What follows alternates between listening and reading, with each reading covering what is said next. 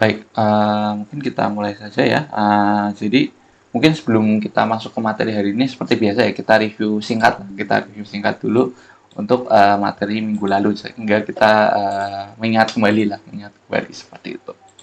Ya, mungkin apa sih yang kita pelajari minggu lalu? Nah, ini yang kemarin kita minggu lalu sudah belajar ya mengenai tipe data, kemudian mengenai variabel, kemudian apa itu konstanta dan jenis-jenis operator seperti itu. Kemarin kita sudah pelajari semua itu ya. Nah, mungkin kita review sedikit. Kalau tipe data ini skip saja. Nah, kalau kemarin ya, tipe data ini intinya adalah suatu jenis ya dari suatu nilai dari suatu variabel ya. Nah, ini fungsinya untuk apa? Nah, ini tipe data ini akan menginformasikan kepada compiler ya atau interpreter untuk menginformasikan bagaimana sih nanti operasi yang bisa dilakukan seperti itu. Intinya sederhananya sih seperti itu. Jadi tipe data adalah suatu jenis nilai lah intinya seperti itu agar si komputer ini program komputer tahu operasinya itu bisa melakukan apa saja seperti itu. Nah, itu untuk tipe data ya.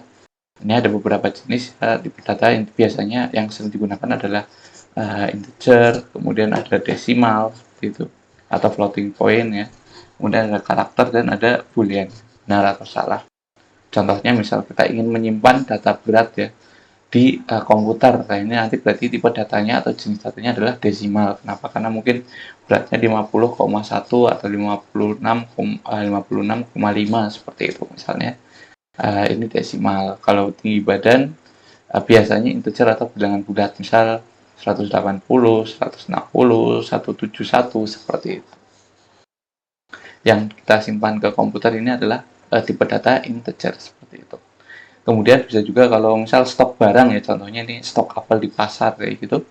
Ini berapa sih jumlah apel tersisa lah, ini kan berarti data jumlah apel yang kita simpan ini berupa bilangan bulat ya seperti itu biasanya. Karena biasanya jarang ya stok ada 2,5 seperti itu, kan ya paling stoknya berarti yang utuh ada 2 seperti itu. Nah, atau mungkin kalau kita ingin simpan data KTP kita ya, data KTP ini kan kita lihat ada nik, ada nama, ada alamat seperti itu. Ya ini atau tempat lahir seperti itu ya, tempat lahir juga. Ini data berupa karakter ya, karakter itu mungkin lebih tepatnya adalah nanti kumpulan karakter atau string seperti itu. Itu contoh dari tipe data ya. Jadi saya kira tipe data itu jenisnya lah, jenis datanya apa sih itu dari yang data yang akan kita simpan seperti itu sederhananya dari tipe data.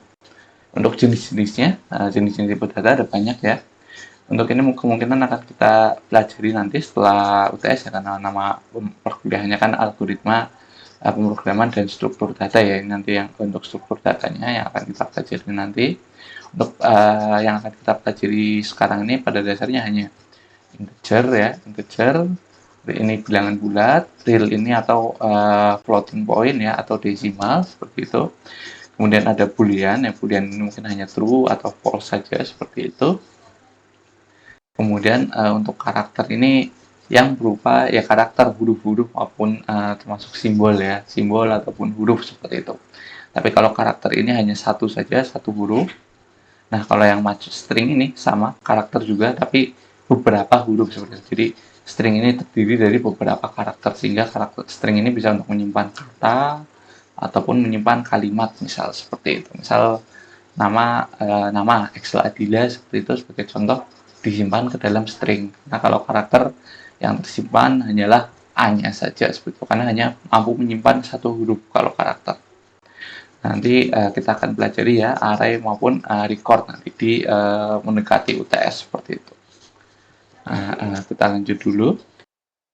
Nah, ini ya kita sudah pelajari cabang-cabangnya lagi. Ini misalnya ini integer ada berapa cabang, kemudian ini ada char, kemudian ada desimal ya, desimal, kemudian ada boolean. Seperti itu. Ini ada lebih detailnya lagi lah agar kita membuat aplikasi program itu efektif. Size dari RAM yang dibutuhkan itu lebih pas kayak gitu, tidak terlalu besar maupun tidak terlalu kecil. Jadi kita harus pahamilah sesuai saja. Misal kita menyimpan nilai kecil ya, angka kecil seperti itu ya, berarti mungkin hanya di short saja. Misal tidak ada nilai minusnya, berarti kita pakai yang unsigned seperti itu.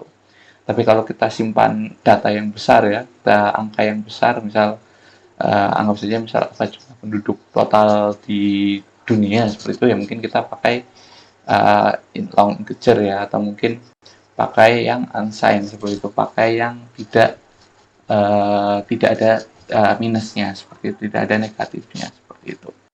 Itu contohnya ya, contoh penggunaannya. Nah, mungkin langsung kita bisa masuk ke yang kedua, yaitu variabel. Kemarin kita sudah bahas variabel ya. Nah, pada dasarnya sih variabel ini kalau secara gampangnya adalah suatu wadah ya, suatu wadah untuk simpan informasi. Ini definisi paling simpel, cuman pada umumnya ya variabel ini merupakan suatu cara yang melabeli data dengan nama yang deskriptif. Jadi misal kalau misal ini berarti variabelnya adalah jumlah apel seperti itu. Kalau ini adalah berat badan seperti itu. Terus ada tadi tinggi badan seperti itu. Nah, ini contoh yang kurang deskriptif ya, kita hanya X saja sebenarnya kan. Orang bingung X itu apa. Nah, ini kurang deskriptif, tapi ini termasuk juga suatu variabel gitu. Nah, ini variabel digunakan untuk menyimpan informasi ya, yang nantinya dimanipulasi oleh komputer seperti itu. Nah, ini variabel ini juga selain untuk nama yang deskriptif, sebenarnya adalah untuk menyimpan suatu lokasi di memori seperti itu. Jadi karena kita sulit ya untuk menyimpan suatu lokasi memori, menghafalnya, kita bisa gantikan dengan nama yang deskriptif. Jadi di balik misal tadi data berat badan itu yang kita simpan di internet, kita simpan di komputer kita, ini sebenarnya adalah di dalamnya itu memori RAM seperti itu. Misalnya memorinya berapa seperti itu, 4K misalnya, kemudian 5, 10 seperti itu. Posisi di mana sih alamat di RAM-nya seperti itu. Ini kita karena susah dihafal ya, untuk angka ini kita pakai nama saja. Ini begitu sama seperti teman-teman di web ya, teman-teman di web misalnya yang gampang Instagram ya, instagram.com misal seperti itu. Ini kan kita mudah hafal, padahal kan kalau kita tahu di dalamnya ada IP address seperti itu, yang biasanya sih 192, 192, 168 berapa seperti itu. Nah, ini kan kalau IP address sudah kita hafal, kita gantikan dengan suatu ini ya, domain. Nah, sama saja untuk variabel juga untuk menyimpan alamat yang berupa angka seperti itu. Nah, ini variabel ini merupakan, kita bisa gambarkan suatu kotak ya, kotak yang terbuka. Jadi kita bisa masukkan data apa, kita bisa keluarkan juga, kita gantikan nanti kalau sudah dikeluarkan dengan data yang baru seperti itu. Nah, ini berbeda ya nanti dengan namanya konstanta. Kalau konstanta ini banyak jenisnya ya. Ini nilainya sudah pasti lah. Ini contohnya lampu 5 watt ya, pasti akan selalu 5 watt seperti itu. Nggak bisa kita upgrade ke 6, ke 7 seperti itu. Ini ya. Konstanta adalah nilainya tetap ya, tidak dapat dirubah. Kalau variabel tadi bisa berubah, ini hanya untuk pada saja, jadi bisa digantikan nilainya. Tapi kalau konstanta ini tetap tidak bisa dirubah seperti itu. Ya, istilahnya kita istilahkan seperti kotak tertutup seperti itu ya. Jadi ya kita kalau sudah masuk, kita tutup seperti itu. Ini sudah tidak bisa diapakan lagi. Jadi kita bisa panggil saja, tapi tidak bisa diisi data lain seperti itu, selain data yang sudah dimasukkan pertama seperti itu. Nah, kemudian kita sudah pelajari operator ya. Operator ini intinya adalah suatu karakter atau simbol ya. Nah, ini untuk suatu aksi matematis tertentu seperti itu. Contohnya ya ada penjumlahan ya, kemudian ada pemberian nilai ya, sama dengan seperti itu. Kemudian ada perbandingan, misalnya 5 lebih dari sama dengan 6. Nah, ini kan suatu perbandingan nih. Ini ada di sini simbolnya, kita pakai lebih dari sama dengan seperti itu contohnya.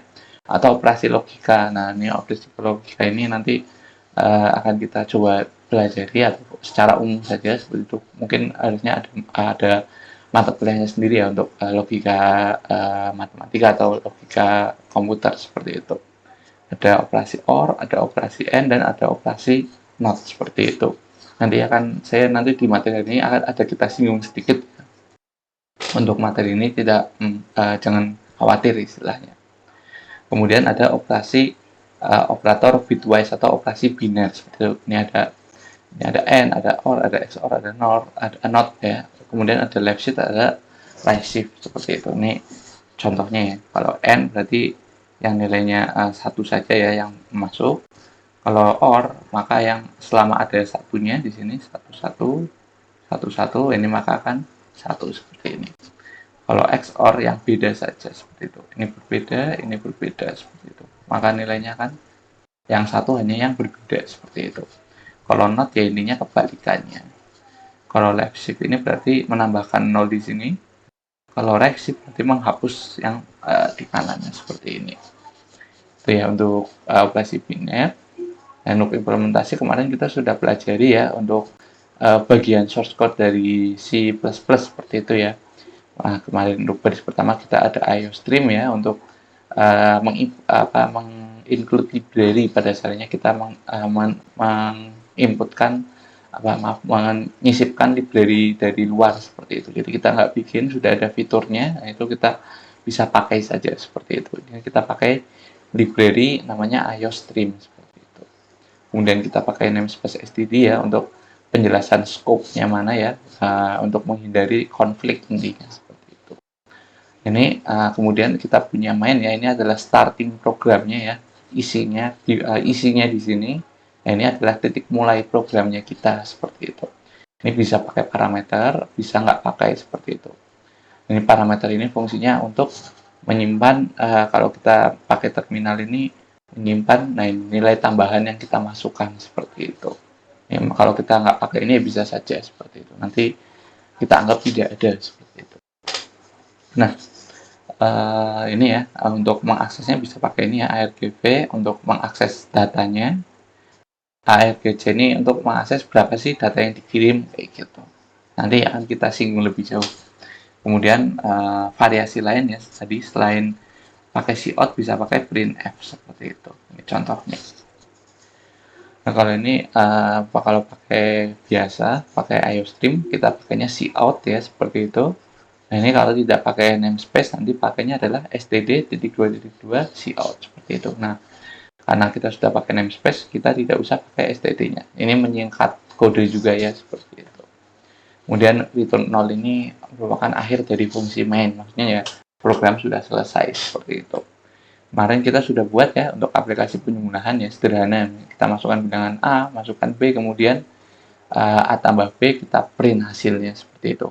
Ini return tidak berpengaruh apa-apa ya, kalau return intinya ya, program sudah berhenti, ini bisa kita ganti 10, bisa kita ganti 0, bisa kita ganti 5, atau mungkin tidak kita ganti sama sekali juga saya kira bisa saja. Itu defaultnya adalah return 0 seperti itu. Ini defaultnya. Nah, ini untuk yang kemarin ya. Bagaimana sih kalau kita ingin mengirimkan dari sini ya, terminal itu argumen agar diproses di komputer. Kemarin kan masih belum berhasil. Ini saya lupa menambahkan suatu library ya, string too long ya, ini str2l ya, too long integer seperti itu. Jadi kita masukkan ini kan suatu karakter ya. Nah, suatu karakter tidak bisa dilakukan operasi penjumlahan langsung sehingga kita harus ubah menjadi integer seperti itu. Ini kita ubah menjadi integer. Nah, kemudian sehingga bisa kita tambahkan hasilnya sehingga munculnya ini cukup berapa saja seperti itu. Itu ya untuk minggu lalu saya kira kita sudah ingat semua. Saya harap teman-teman sih sudah nyoba juga di laptop teman-teman masing-masing ya, bisa dicoba juga. Nah ini kita akan masuk ke materi di hari ini seperti itu. Nah ini kita lumayan ya, kita akan masuk. Nah untuk pertemuan hari ini kita akan bahas seputar control flow. Jadi pertemuan hari ini dan pertemuan besok sama, kita akan bahas seputar control flow ya, atau aliran kontrol seperti itu, karena memang ini cukup banyak untuk materinya, jadi saya bagi dua seperti itu. Nah, kita akan pelajari ya apa itu control flow ya, atau aliran kontrol. Kemudian apa sih jenis-jenisnya, di dalamnya itu nanti ada sequence ya, akan kita pelajari. Kemudian ada percabangan, ada perulangan, ada jumping statement seperti itu. Yang akan kita bahas di pertemuan hari ini adalah ini ya, sampai percabangan saja. Nanti untuk perulangan dan jumping statement yang akan kita pelajari minggu depan seperti itu. Nah, semua kita masuk langsung ya. Apa sih itu control flow seperti itu, atau aliran kontrol seperti itu. Nah, kalau pada pertemuan lalu kan kita sudah belajar ya untuk membuat kalkulator sederhana ya. Saya kira teman-teman semua masih mengingat ya seperti itu, baru saja kita lihat ya seperti ini ya programnya kalau nggak, yang tadi kita lihat, kita masukkan bilangan pertama, kita simpan di A, masukkan bilangan kedua, kita simpan di B, kemudian kita tambahkan ya, A tambah B, kita simpan di suatu variabel hasil, nah kemudian kita print hasilnya, seperti itu. Ya, misal kita masukkannya 5 dan 10, maka hasil sama dengan 15, seperti ini. Nah, ini untuk flowchart-nya ya, flowchart-nya seperti ini. Kita mulai ya, kemudian kita masukkan AB, kemudian hasilnya kita proses hingga lalu tuliskan hasilnya seperti ini. Ini kemarin kita sudah buat program ini sangat sederhana sekali ya. Intinya hanya fokus melakukan satu pekerjaan ini, yaitu hanya melakukan penjumlahan. Nah, tapi bagaimana sih kalau kita punya masalah yang lebih kompleks seperti itu? Contohnya masalah yang lebih kompleks apa? Contohnya ini misal kalau kalkulator pada yang asli kan tidak hanya melakukan penjumlahan ya, bisa juga melakukan perkalian, bisa melakukan pembagian, bisa pengurangan ya, atau mungkin bisa pemangkatan seperti itu, atau akar seperti itu ya yang umum-umum. Nah itu kan tentunya tidak bisa seperti ini saja ya, walaupun mungkin kita bisa bikin misalnya program 1 penjumlahan, program 2 pengurangan, program 3 perkalian, itu cuma tidak efektif seperti itu. Masa satu satu operasi satu program sendiri itu kan tidak praktis. Nah ini itu merupakan masalah yang lebih kompleks betul, yang nanti kalau kita sudah belajar seputar aliran kontrol ini nanti kita lebih paham. Sebentar. Ya, saya lanjutkan lagi. Ya, tadi jadi kemarin sudah kita bikin untuk ini ya program penjumlahan. Nah ini kalau masalah-masalah yang lebih kompleks seperti ini bagaimana? Karena kan komputer harus bisa ya melakukan operasi seperti ini ya. Uh, Tidak hanya penjumlahan tapi pengurangan dan lain-lain di satu program seperti itu. Atau masalah lain yang lebih kompleks seperti itu. Gimana sih misalnya kita bikin, kalau zaman sekarang kan mobil-mobil sudah lumayan lah ya. Ketika misalnya kita lagi mau parkir mundur, nah ini ketika ada mau nabrak seperti itu, maka mobil otomatis akan mengerem. Kita tidak mau untuk mundur lagi ya. Ya, contohnya seperti itu. Atau ketika mundur sudah mau menabrak, maka akan membunyikan suatu sirene misal seperti itu, atau alarm ya ke pengemudinya seperti itu kan. Tidak hanya ada komputer yang berpikir di situ, tidak hanya masukkan A, masukkan B penjumlahan, tapi di situ ada program bisa berpikir, komputer bisa berpikir seperti itu. Ini ya, ketika mobil otomatis rem ketika sedang mundur atau dan ketika akan menabrak seperti itu. Ini otomatis berhenti. Atau mungkin di program lain, misal di aplikasi lain di dunia nyata itu misal AC ya, AC pintar ataupun lampu pintar ya, yang misal nanti AC dan lampunya ini akan aktif ketika mendeteksi adanya orang seperti itu. Tapi nanti kalau orangnya sudah pergi misal keluar, AC dan lampunya otomatis mati seperti itu.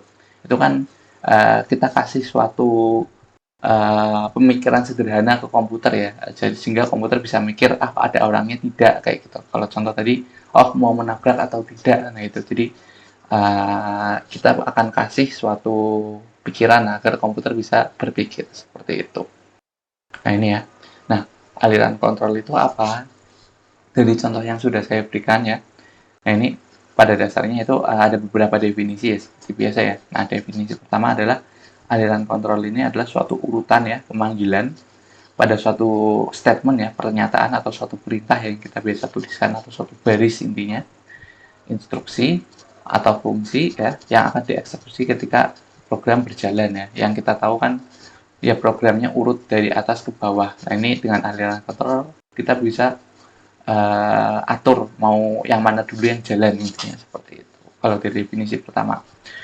Kalau definisi kedua ini merupakan urutan eksekusi suatu statement pada suatu script oleh komputer ya, sama saja. Jadi aliran kontrol ini kita bisa atur urutan eksekusinya yang mana dulu yang jalan nih seperti itu.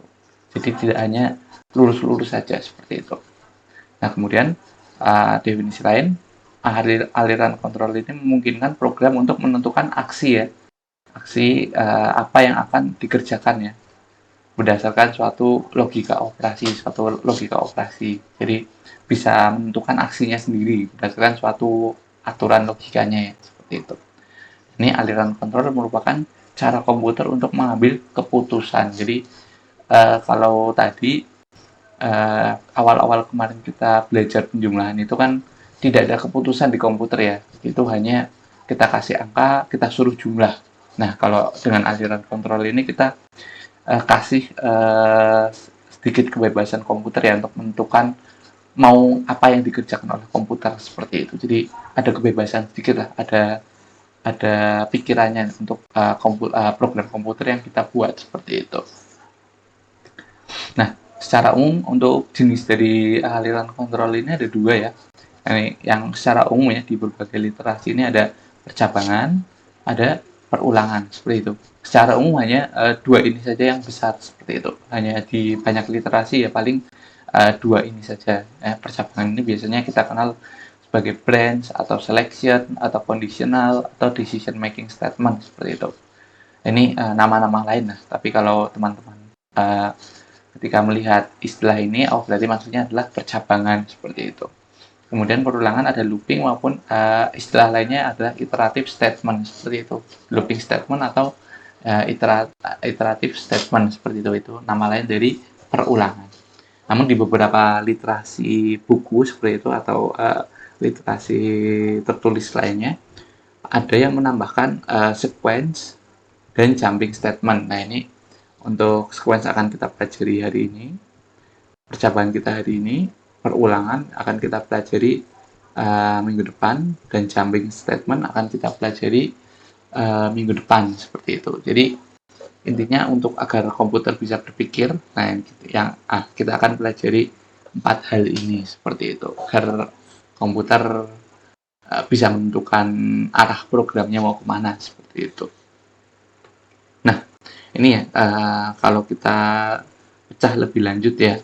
Jadi ada sequence ya untuk aliran kontrol itu ada sequence, ada percabangan, ada perulangan, dan juga ada yang namanya adalah jumping statement seperti itu. Nah, di sini sequence ini nggak ada contohnya ya. Sequence ini sebenarnya yang sudah kita lakukan ya atau berurutan. Sequence ini berurutan, ini yang biasa kita lakukan seperti itu. Jadi program akan berjalan berurutan dari atas ke bawah seperti itu. Nanti akan kita bahas lebih lanjut. Nah, kemudian yang aliran kontrol jenis yang kedua adalah percabangan ya. Nanti seperti apa akan kita lihat seperti itu. Maksudnya percabangan seperti apa sih? Nah, ini akan kita lihat nanti di hari ini. Kemudian ada yang namanya perulangan. Oh, perulangan ini apa sih? Ini akan kita pelajari minggu depan ya. Kita akan pelajari ini minggu depan ya. Kemudian ada namanya jumping statement seperti itu. Untuk jumping statement ini juga akan kita pelajari sekalian dengan perulangan di minggu depan seperti itu. Nah, kita fokus ke yang hari ini. Percabangan ini ada banyak loh jenisnya seperti itu. Ada yang namanya if statement, ada switch statement, dan ada conditional operator. Kemudian untuk if statement juga kita pisah-pisah kembali seperti itu. Kita bagi-bagi lagi menjadi unit-unit yang lebih kecil, yaitu jenisnya ada if statement yang simple, ada if statement yang if else seperti itu, ada if statement yang nested if, dan ada if statement yang else if ladder seperti itu, ladder atau tangga ya, bertangga seperti itu. Nanti jenisnya apa saja akan kita pelajari. Intinya kita akan pelajari hari ini adalah ini seperti itu. Nah, kita lanjut. Nah, kita masuk ke yang pertama ya. Yang pertama ini adalah sequence seperti itu. Nah, sequence ini berarti suatu statement atau pernyataan dieksekusi secara berurutan atau sekuensial. Secara umum ya kalau teman-teman pahami ya mungkin secara umum seperti jalan tol ya, seperti jalan tol. Jadi programnya ini dari awal, kemudian titik A, kemudian ke titik B, ya, kemudian titik C, kemudian titik D ke titik E seperti itu. Jadi urut seperti itu ya. Nah, ini urut. Nah, ini sama seperti program yang kita buat di awal ya. Kita buat di awal ini kan sama saja ya, kemarin kita sudah buat yang penjumlahan, kita ada mulai untuk startnya, kemudian ketika mulai kita masukkan AB seperti itu, kemudian lanjut lagi ke bawah, kemudian masukkan kita tambahkan A dan B, kita simpan di hasil, kemudian lanjut lagi ke bawah, kita tuliskan hasilnya seperti itu, kemudian baru program selesai. Nah, ini ya, ini adalah termasuk sequence, betul, jenis aliran kontrol yang sequence yang berurutan seperti itu. Yang defaultnya lah, yang bawaannya ya semua program pasti dieksekusi berurutan seperti itu. Kita istilahkan jalan tol lah ya, ini lurus terus ya, hanya satu arah seperti itu. Ini aplikasi kita yang kita buat ya, satu arah saja seperti itu. Tidak ada opsi lain lah, hanya lurus seperti itu. Nah, mungkin itu sudah kita pelajari minggu lalu ya, walaupun tidak secara langsung, tapi saya kira teman-teman paham. Atau mungkin sebelum saya masuk yang percabangan, ada pertanyaan dulu. Mungkin yang terkait sudah kita review tadi, atau mungkin sampai aliran kontrol yang pertama ini, yang sequence, yang urutan. Apa ada pertanyaan dulu? Tidak, Pak. Belum ya? Nah, belum, mungkin kita lanjut ya. Nah, kita lanjut ke percabangan. Ini percabangan ini mungkin teman-teman bisa perhatikan ya, karena ini salah satu komponen di bahasa pemrograman yang penting, istilahnya seperti itu, yang di semua bahasa pemrograman pasti memakai ini kayak gitu. Jadi mau teman-teman ini belajar C++, nanti belajar C, nanti mungkin belajar Java maupun apa, pasti bertemu dengan yang namanya percabangan seperti itu. Nah, percabangan itu apa sih? Nah, percabangan atau branch ya, atau tadi ada condition atau selection ya, atau decision seperti itu, merupakan instruksi ya, merupakan instruksi yang memungkinkan suatu program menentukan mana dari dua jalur atau lebih yang akan dijalankan. Jadi branch ini memungkinkan nanti program ini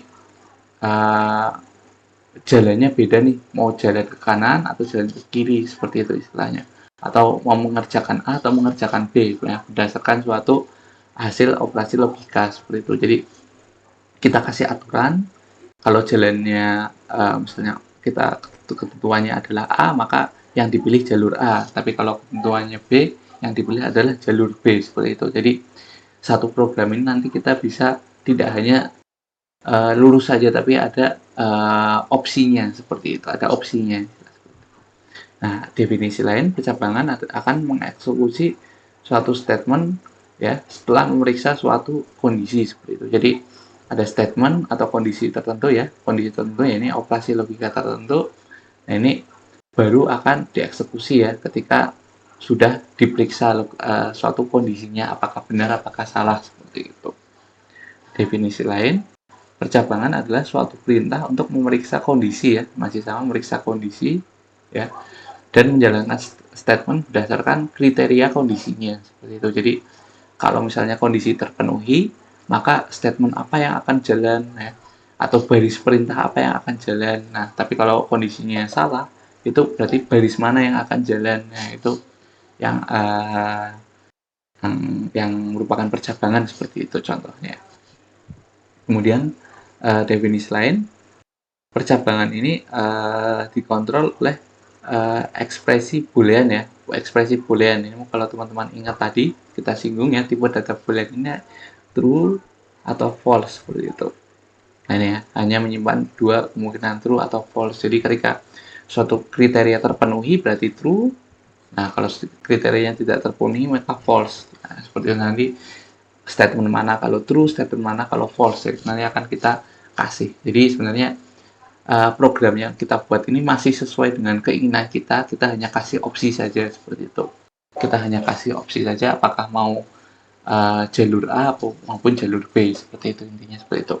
Contohnya ya, inilah kalau misalnya teman-teman ada di jalan raya atau jalan tol seperti itu ya. Misalnya teman-teman memang kondisinya ini mau ke Solo seperti itu. Ya otomatis kalau menemui suatu percabangan ya, suatu percabangan misal mobilnya di sini akan mengecek nih jalur mana sih yang Solo seperti itu. Apakah jalur di sini ada yang di Solo? Enggak. Oh, apakah di sini ada yang di Solo? Iya, berarti nanti program akan jalurnya ke yang kanan seperti itu. Tapi kalau teman-teman ya Solo ya nanti jalur Solo misal kemana saja ya, misal ke Jogja dulu, Magelang, Jogja, baru ke Solo kayak gitu misal. Atau kalau Ponorogo berarti ke lewatnya atas seperti itu misal.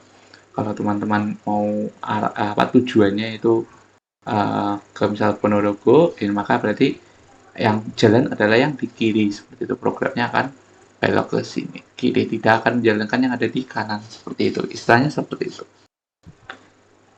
Atau misal di sehari-hari ini, misal teman-teman ke rumah makan, nah ini kondisinya dicek apakah teman-teman misal sudah lapar, apakah teman-teman lapar, misal kondisi sekarang, oh saya lapar nih, oh berarti mungkin saya pesan makanan seperti itu. Atau mungkin kalau kondisinya apa kondisi teman-teman lapar dan ternyata saya tidak lapar, berarti mungkin saya ke kafe hanya untuk pesan minuman saja seperti itu. Nah itu ya, itu ada kondisi. Jadi kalau lapar, harus kondisi lapar ya. Kalau lapar maka akan pesan makanan. Kalau tidak lapar atau mungkin hanya haus kayak gitu, ya kan pesannya adalah minuman. Jadi itu kan ada decision ya, ada pengambilan keputusan di situ, tapi kita sudah definisikan dari awal rutenya, tinggal jalannya mau ikut rute yang mana itu tergantung suatu kondisi tertentu seperti itu. Contohnya ini ya, kalau dari kita masuk langsung ke pemrograman ya atau flowchartnya sebenarnya seperti ini. Jadi misalnya kita punya kode, nah di sini ada suatu kondisi nih kondisi percabangan. Nah ini kondisi untuk dites seperti itu, untuk dites apakah kondisi ini terpenuhi ya, apakah true atau terpenuhi seperti itu. Kalau true maka yang dikerjakan adalah yang di sini nih, misal di sini yang akan dikerjakan. Yang ada di salah ini tidak akan dikerjakan seperti itu. Ini maka akan langsung selesai. Jadi yang ini tidak terbaca seperti itu. Nah, begitu juga sebaliknya, misal suatu pernyataan di sini kita punya pernyataan apa? Pernyataannya kondisi ini tidak terpenuhi. Tidak terpenuhi. Maka yang jalan adalah yang false, yang salah di sini. Untuk yang true ini tidak akan terbaca seperti itu. Jadi langsung ke kanan dan ke kode berikutnya seperti itu. Yang ini tidak akan terbaca. Jadi kalau kemarin itu benar-benar lurus ya, kode kemudian suatu proses ya ini contoh saja ya, misal lurus benar-benar seperti jalan tol ya, urut. Kalau dengan percabangan ini kita bisa ada suatu opsi loh. Jadi misalnya ada opsi mau ke A maupun mau ke B seperti itu. Misalnya mau ke A atau mau ke B, ya walaupun nanti mungkin ketemu lagi di suatu titik ya, titik temu seperti itu. Ini ada kondisi seperti itu, ini ada program seperti itu. Jadi ini kalau benar ya terpenuhi, kalau tidak kalau terpenuhi seperti itu. Nah itu ya contohnya dari percabangan. Sebenarnya sih sederhana ini, prinsip dasarnya sih sederhana ini ya untuk percabangan itu. Jadi membuat cabang intinya. Nah, tapi percabangan ini ada banyak jenisnya seperti itu. Dan ini banyak jenisnya harus kita pelajari semua. Kenapa? Karena memang semuanya penting seperti itu. Karena memang program makin kompleks tentunya kita perlu banyak jenis variasi juga percabangan. Karena programnya tergantung programnya. Kalau sederhana mungkin kita bisa pilih percabangan yang sederhana. Tapi kalau ternyata percabangannya programnya ini kompleks, tentunya kita harus menyesuaikan diri dengan membuat memilih percabangan yang kompleks ya. Nah jenis percabangan ini ada tiga, ada yang if, ada yang menggunakan switch, ada yang menggunakan kondisional operator seperti itu. Nanti ada keunggulan masing-masing seperti itu. Nah, kita masuk pertama yang if ya, yang if statement. Nah, if statement ini kita bagi lagi menjadi beberapa jenis. Ada yang simple, sederhana. Ada yang if else ya, ada tambahan keyword else di sini. Nanti akan kita bahas. Ada yang nested if ya, ada yang if besarnya ini atau if bersarang. Ada yang else if ladder atau else if bertangga seperti itu. Nanti akan kita bahas seperti itu satu persatu ya. Kita masuk dulu yang pertama, simple if ya. Yang simple if itu sebenarnya hanya pengecekan saja sederhananya. Untuk sintaknya seperti itu ya. Kita ada keyword if di sini, kemudian kita kasih kurung buka. Nah, kemudian ini ada ekspresi suatu boolean ya, ekspresi suatu kenyataan yang outputnya boolean atau true atau false seperti itu.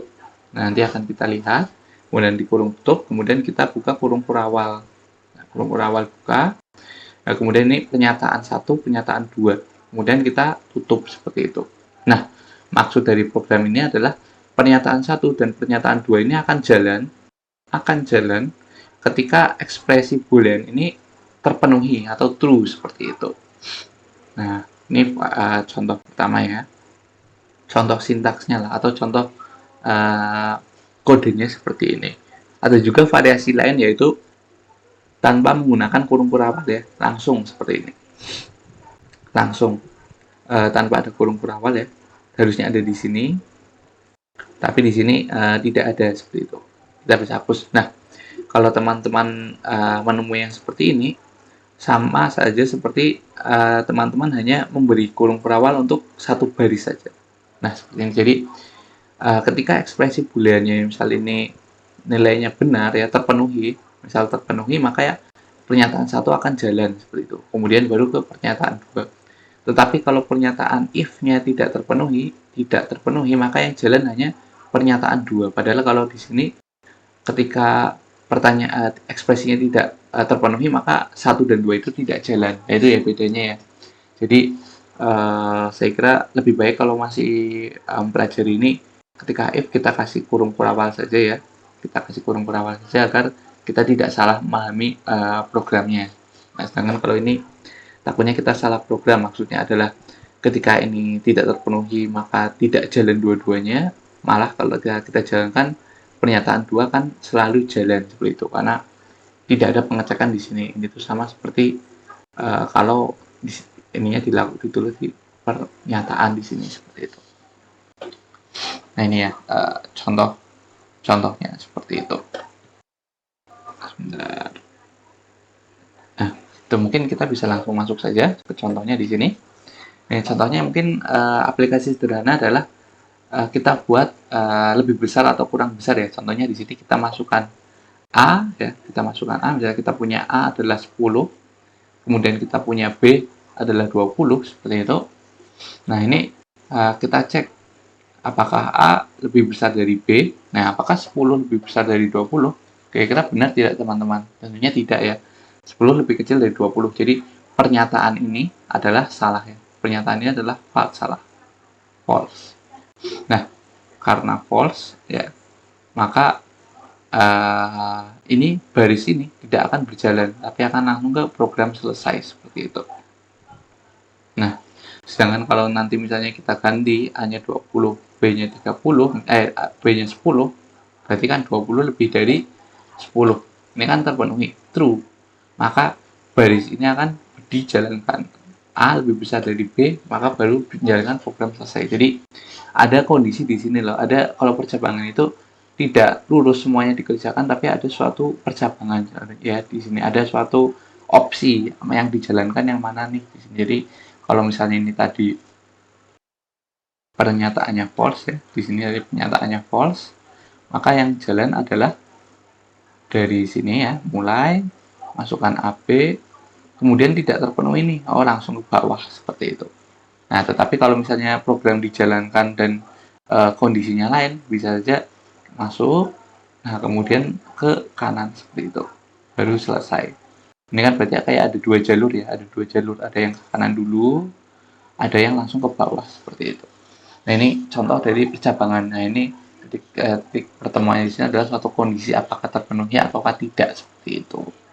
Ini kalau bentuk flowchart-nya ya, saya kira teman-teman kemarin sudah belajar sedikit kalau terkait flowchart, bahwa kalau simbol percabangan atau kondisi itu kita gunakan simbol ini ya, belah ketupat seperti itu. Nah, seperti ini, atau layang-layang ya seperti itu, simbol ini. Nah, dan untuk kondisi tertentu, kondisi seperti itu. Ini bisa kita langsung coba saja ya. Ini biar membuktikan, kita bisa langsung coba saja. Ini teman-teman bisa ininya devsinya ya. Ini kemarin ya, ini biar sederhana kita hapus saja ya. Agar sederhana kita hapus saja untuk ya, langsung saja seperti ini, tidak ada masalah. Kemudian ini kita di sini kita hapus saja using name space std. Nah ini ya, kita coba nih kayak tadi INTA sama dengan 10, INTB sama dengan 20. Nah ini kita coba if ya, if itu jika ya, jika pernyataan A lebih besar dari B ini terpenuhi, maka kita akan tuliskan A lebih besar dari B seperti ini. Nah ini ya contohnya. Kemudian kalau tidak terpenuhi ya kita tuliskan langsung saja, misal kalau sudah selesai ini ya, kalau ini tidak terpenuhi berarti akan langsung ke bawah, kalau terpenuhi berarti jalankan ini dulu. Kemudian kita akan tulis misal sudah selesai ya, program selesai seperti ini. Ini kita sudah kasih enter dulu. Nah, ini end line ini untuk mengakhiri dengan enter ya. Nah, ini kita bisa coba jalankan. Oh, lupa titik koma. Nah, kita lanjutkan lagi, kita ubah lagi. Nah, ini ya, program selesai. Kenapa? Karena kondisi ini tidak terpenuhi. A lebih besar dari B itu tidak terpenuhi, seperti itu. Nah, kita coba ganti hanya 20, B-nya 10 di sini. Kita jalankan lagi. Nah, sekarang muncul kan A lebih besar dari B. Nah, ini kan A lebih besar dari B. Kita end line seperti itu. Ini ya contoh percabangan seperti itu. Jadi sederhana, sangat sederhana saya kira. Jadi program yang baris ini baru akan dijalankan kalau kondisi terpenuhi seperti itu. Kalau kondisinya tidak terpenuhi berarti baris ini akan dilewati langsung ke akhir sini seperti itu. Jadi saya kira mudah dipahami ya. Kira-kira bagaimana? Apakah sulit? Apakah mudah?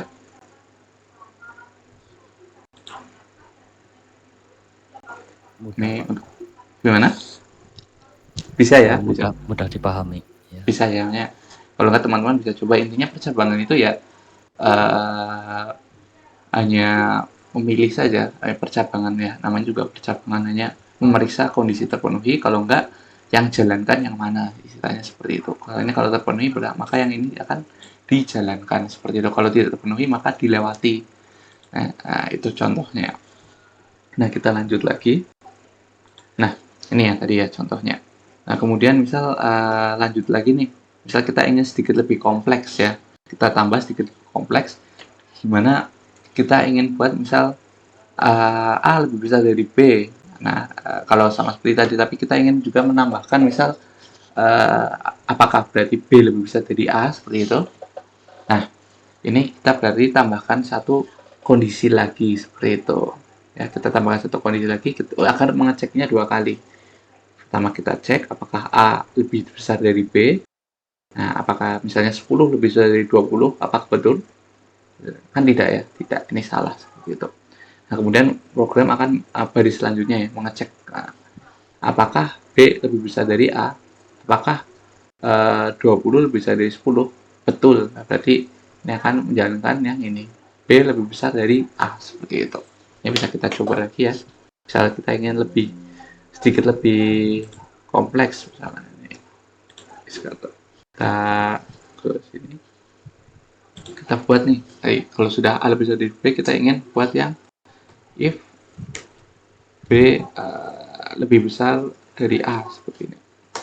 Nah, ini kita buat misal ini B lebih besar dari A, end line seperti ini. Nah, ini kita coba ya, kita jalankan. Kita bisa jalankan di sini, kita compile. Nah, ini A lebih besar dari B. Kenapa? Karena 20 lebih besar dari 10. Ini ya, kondisi ini jalan, maka akan tulis ini. Tapi ketika masuk kondisi kedua, apakah 10 lebih besar dari 20? Kan tidak, maka ini akan dilewati seperti itu. Maka langsung ke program selesai.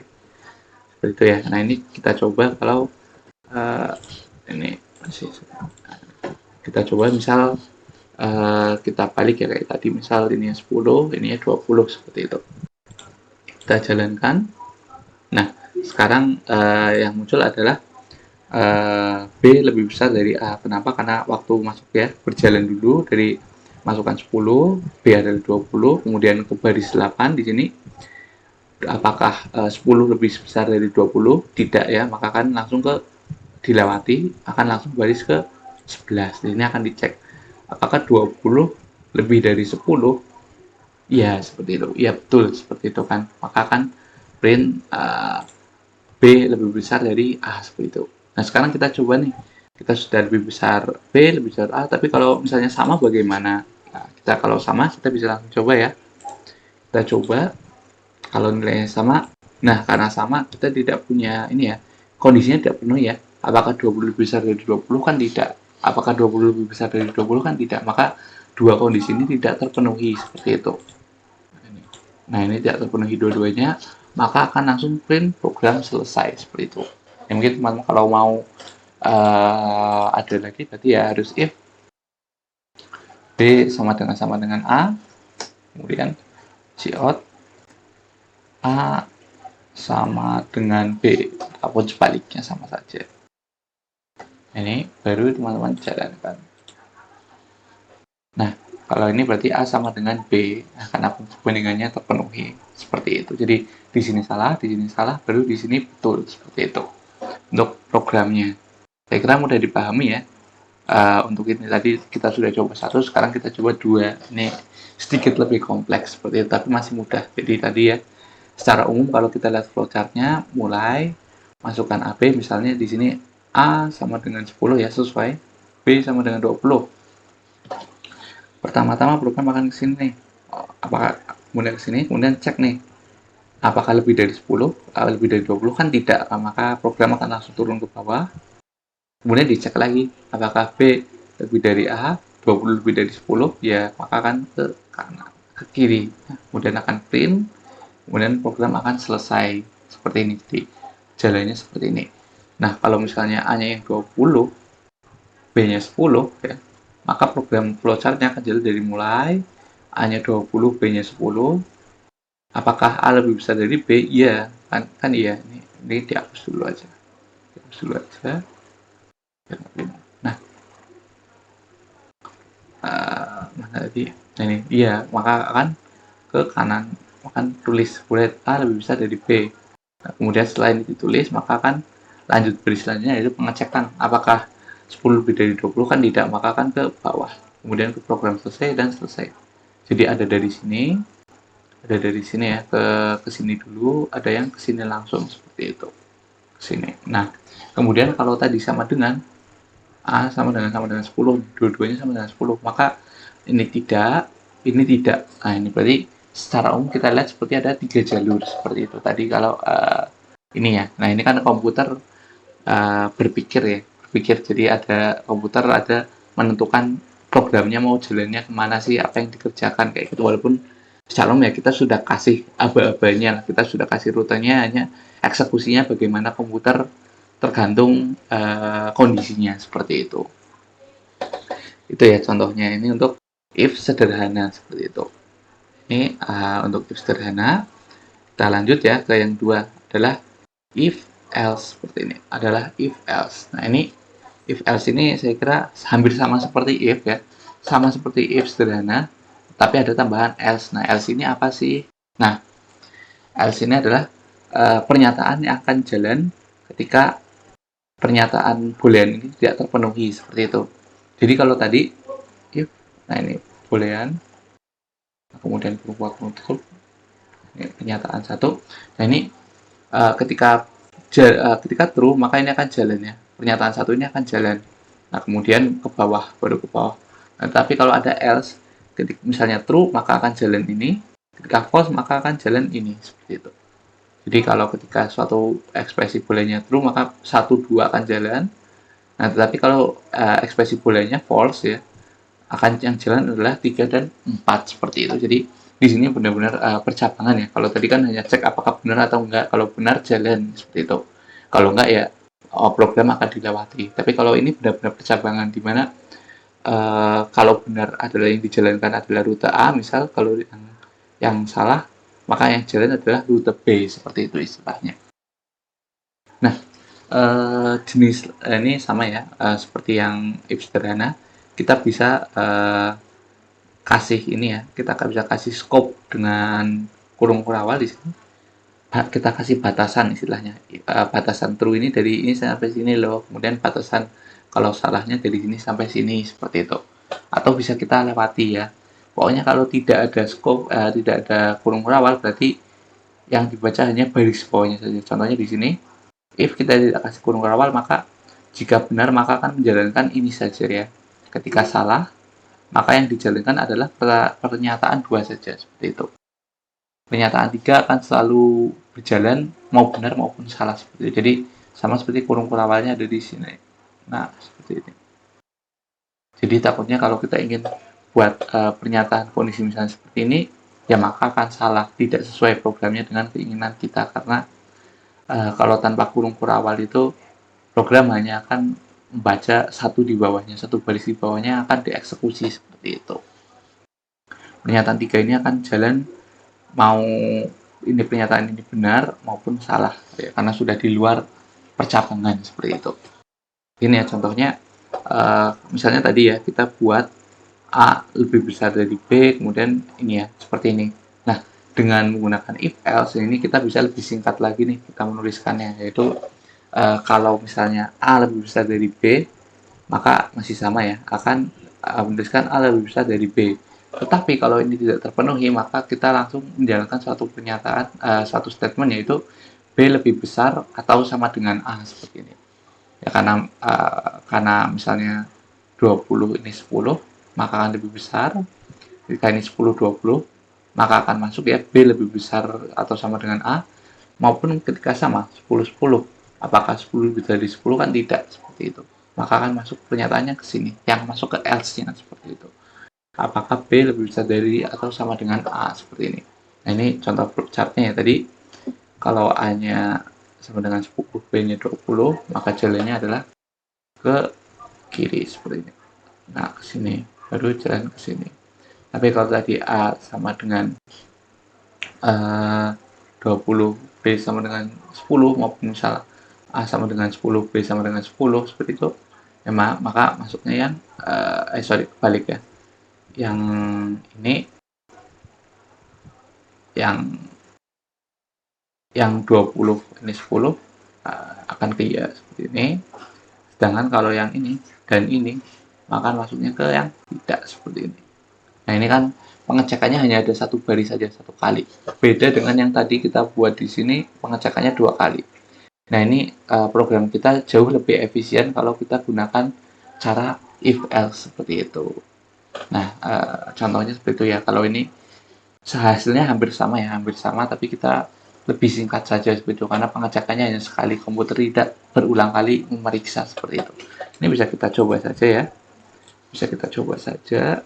Misalnya di sini, berarti ini kita tidak akan if, tapi kita akan hapus dulu aja. Tapi yang jalan adalah kita else, kita akan buka kurung tutup, ya kan, kita cout di sini. B lebih besar sama dengan A, seperti ini. Yang lain. Nah, ini contohnya ya. Contohnya kita bisa jalankan. Nah, compileran. Nah, ini ya. B lebih besar sama dengan A ya. Benar ya, karena ini nggak terpenuhi di sini, maka akan jalan di sini, seperti itu. Jalannya di else. Tapi nanti program selesainya tetap terbaca karena ini di luar program. Begitu juga kalau kita balik. Nah, ini 10 ya. Ini A lebih besar dari B ya, karena 20 lebih besar dari 10, benar, masuk ke sini, true, maka jalannya ini. Nah, kalau sama ya, kalau sama, nah, kita cek masuknya ke yang kedua, itu B lebih besar dari A, karena cek apakah 10 lebih besar dari 10, kan tidak. Pokoknya kalau pernyataan itu bernilai tidak, maka akan masuk ke else-nya, seperti itu. Kalau ini true, maka akan masuk ke yang atasnya, seperti itu, yang scope if-nya di sini, seperti itu. Saya kira mudah ya. If else ini hanya lanjutannya saja. Jadi kalau tadi if itu mengecek apakah benar, maka yang dijalankan adalah yang benar. Kalau else ini Kalau pernyataan itu salah, yang dijalankan adalah yang di else, seperti itu. Nah, kemudian kita lanjut ya, yaitu tadi aplikasi yang kurang lebih sederhana seperti itu. Nah, kita akan lanjut ke yang lebih kompleks misal. Nah, di sini nested if atau if bersarang. Jadi kalau misalnya kita butuh pengecekan kondisi banyak ya, kita bisa taruh if seperti itu di dalam if seperti itu. Ini bisa kita lakukan seperti itu. Jadi pengecekan pertama, nanti ada pengecekan kedua seperti itu. Ini di dalam ini ada else ya, kalau pengecekan kedua gagal maka yang jalan adalah 3, 4. Tapi kalau pernyataan pengecekan 1 dan 2 berhasil, yang jalan adalah 1, 2. Tapi kalau pernyataan pengecekan pertama sudah gagal, yang jalan adalah 5, 6. Seperti itu contohnya. Ini contoh jenis percabangan seperti itu. Ini ya contohnya. Kalau tadi kan kita gabungkan ini. Nah, tapi tetap saja berbeda dengan yang tadi kita sudah buat di awal ya. Di sini ada if B sama dengan A gitu. Jadi kita ingin lebih besar, A lebih besar, B lebih besar, atau sama dengan sih, kayak gitu. Kita ingin tahu. Kalau ini kan kita hanya bisa bilang B-nya itu lebih besar atau sama dengan, kita tidak bisa pastikan apakah B lebih besar ataukah B sama dengan, seperti itu. Nah, agar lebih kompleks lagi aplikasi yang kita kembangkan, kita bisa buat nested if seperti itu. Jadi kita cek nih, saya tadi apakah A sama dengan 20, B sama dengan 10 seperti itu. Apakah A lebih besar sama dengan, ya, ingat ya teman-teman, ini operator comparison seperti itu, lebih besar sama dengan. Jadi kalau lebih besar maka true, atau sama dengan juga akan dinilai true seperti itu. Nah, A lebih besar sama dengan B seperti itu. A 20 bisa sama dengan B. Apakah 20 lebih besar atau sama dengan 10? Betul ya, karena 20 besar dari 10. Maka akan masuk ke baris ini. Masuk baris ini, seperti itu. Nah, masuk scope ini. Nah, akan dicek lagi nih, apakah A sama dengan B? Apakah 20 sama dengan 10? Tidak. Oh, berarti masuknya yang A lebih besar dari B, seperti itu. Nah, kalau pernyataan ini B A sama dengan B ini betul, misalnya ini sama dengan 10 ya, 10 sama dengan 10, dicek A lebih besar sama dengan 10, 10 lebih besar sama dengan 10, ya kan, betul. Kemudian dicek lagi apakah A sama dengan B, apakah 10 sama dengan 10, betul. Maka yang jalan adalah A sama dengan B. Untuk yang ini tidak akan jalan, seperti itu. Nah, berbeda lagi ceritanya, semisal B-nya yang lebih besar nih. Nah, ini kan berarti ini tidak masuk if ini ya, ini tidak masuk if ini, maka akan langsung ke else gitu, maka B lebih besar dari A. Nah, kita bandingkan ini ya, kalau ini kita lakukan hanya 2 kali perbandingan saja ya, A dan B, A sama dengan A lebih besar dari sama dengan B, atau A sama dengan B. Kita bandingkan dengan yang tadi kita buat di awal ya, di sini itu ada 3 perbandingan seperti itu. Jadi ini bisa dibilang lebih boros lah, seperti itu, lebih boros, membutuhkan waktu lebih lama seperti itu dibandingkan dengan ini. Dan juga kenapa? Karena akan dicek semuanya, pada dasarnya dicek semuanya seperti itu. Kalau ini kan tidak. Kalau ini ya, kalau ini sudah true, baris ini tidak usah dicek. Nah, seperti itu. Kalau ini sudah false, ya berarti ini nggak dicek, tapi yang dicek adalah ini. Gitu. Atau ya ini juga masuk ya. Kalau ini sudah true, maka ini nggak usah dicek seperti itu. Kalau tadi kan dicek semua tuh. If atas, if bawah, seperti itu. Itu ya, contohnya ini tadi ya. Misal kalau ini kita gambarkan ya, akan mulai masukkan AB, kemudian dicek apakah A lebih besar sama dengan B, misalnya A tadi 20, B-nya misal 10, iya betul nih, lebih besar ya. Kemudian dicek lagi, ya, sama dengan tidak, oh, berarti ke bawah. Berarti A lebih besar dari B, maka program selesai, seperti ini. Tapi kalau sama dengan 10 sama dengan 10, maka akan ke iya. Nah, ini baru program selesai, seperti itu. Nah, kalau tidak, ternyata B-nya itu 20, A-nya 10, maka ke sini, B lebih besar dari A. Nah, seperti ini. Jadi dengan nested if, kita bisa menjalankan program yang sama yang kita inginkan dengan yang tadi di awal, tetapi lebih sederhana, lebih singkat. Eksekusi dari komputer ini secara umum lebih singkat ya, karena melakukan 2 pembandingan saja. Bandingan tadi kalau yang sampai 3 perbandingan kondisi, seperti itu. Nah, itu tadi yang nested if ya. Nested if intinya ya if dalam if, seperti itu. Jadi di dalam if ada if lagi bersarang. Kalau tadi simbol if pengecekan true saja, if else ini true dan false, ya true atau false-nya seperti apa. Kalau bersarang ya, di dalam kondisi ada kondisi lagi, dicek lagi kondisi lebih detail lagi seperti itu. Nah, kemudian ada else if ladder seperti itu, atau bertangga seperti itu. Nah, kalau else if bertangga ini sebenarnya hampir sama seperti nested if ya. Kalau nested if kan pengecekan kondisinya di dalam if lagi ya. Jadi di dalam if ada if. Nah, tapi kalau else if ladder adalah di dalam else ya, setelah else diikuti dengan if seperti itu. Seperti ini bedanya. Bedanya yaitu kalau nested if itu kalau di dalam if, kalau else if ladder adalah setelahnya seperti itu. Jadi di dalam else-nya. Nah, ini kalau kita perhatikan sebenarnya seperti ini ya. If, else, if lagi ya. If ini untuk pengecekan kedua. Kalau ternyata misal di sini sudah salah nih, di sini nilai salah, berarti masuk ke sini. Nah, di sini dicek lagi nih pernyataannya apakah betul. Kalau betul yang jalan adalah ini. Kalau ternyata pernyataan yang salah, berarti yang jalan adalah 56 seperti itu. Tetapi kalau pernyataan dari awal sudah betul, maka yang jalan adalah 12 seperti itu. Ya hampir sama seperti nested if ya, tapi bedanya ini ditaruh di else seperti ini. Nah, ini sebenarnya penulisan seperti ini itu sama saja ya. Coret.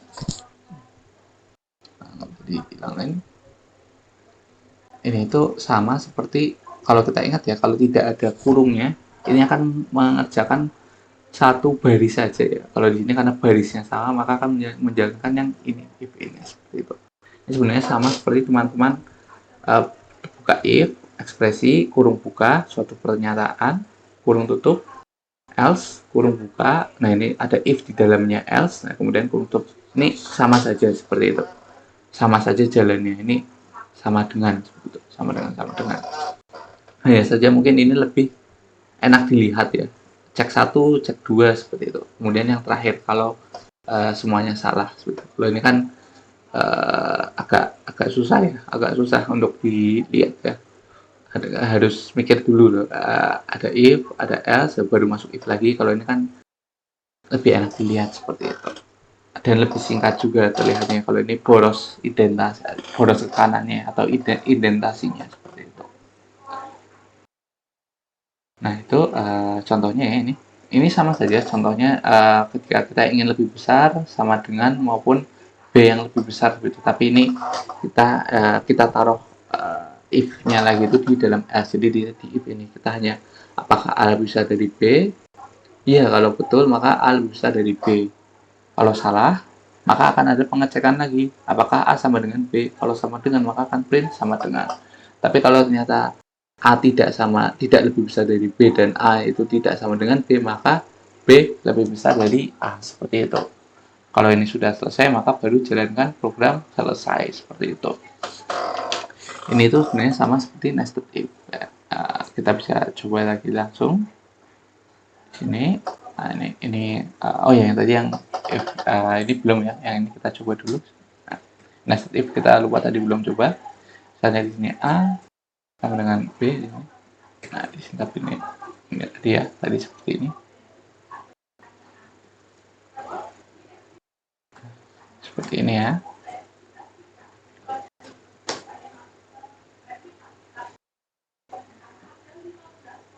Pokoknya copy sama dengan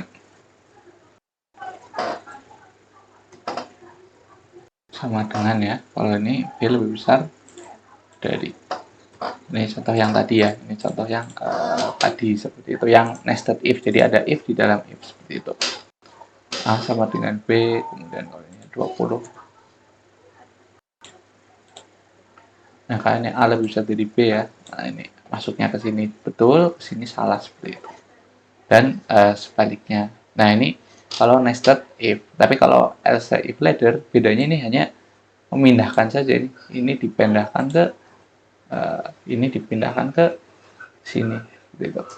Nah, seperti ini saja. Hanya saja mungkin tulisannya kita ganti ya. Nah, hanya bedanya ini saja. Bedanya hanya apakah sarangnya lagi ada di else atau ada di if seperti itu. Nah, ini kita tahu kalau teman-teman mau dua-duanya ada ya bisa saja seperti itu.